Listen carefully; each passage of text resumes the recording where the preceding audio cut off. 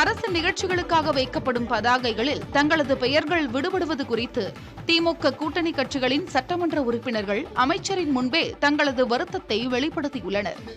நாகையில் 71வது கூட்டுறவு வார விழா அமைச்சர் அன்பில் மகேஷ் பொய்யாமொழி தலைமையில் நடைபெற்றது.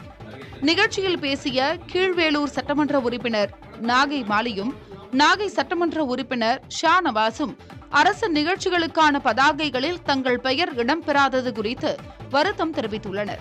அதிகாரிகள் இதுபோன்ற தவறுகளை செய்யக்கூடாது என்று கேட்டுக் கொண்டுள்ளனர். என் பெயரும் விட்டுடுது, நாகப்பட்டினம் சட்டமன்ற உறுப்பினர் பெயரும் விட்டுடுது. இந்த டிஜிட்டல்ல நான் இடம் இருக்கு, பெரிய டிஜிட்டல் தான். இது ஏன் போட மாட்டீங்கன்னு எனக்கு புரிய மாட்டேங்குது.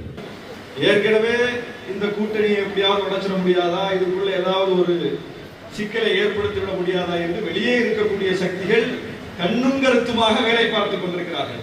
தேவையில்லாமல் அரசுக்கும் நம்முடைய நிர்வாகத்திற்கும் ஒரு நெருக்கடியை அங்கங்கே அதிகாரிகள் செய்யக்கூடிய தவறின் மூலம் ஏற்பட்டு விடுகிறது. இது இனி நடக்காமல் பார்த்துக் கொள்ளுங்கள்.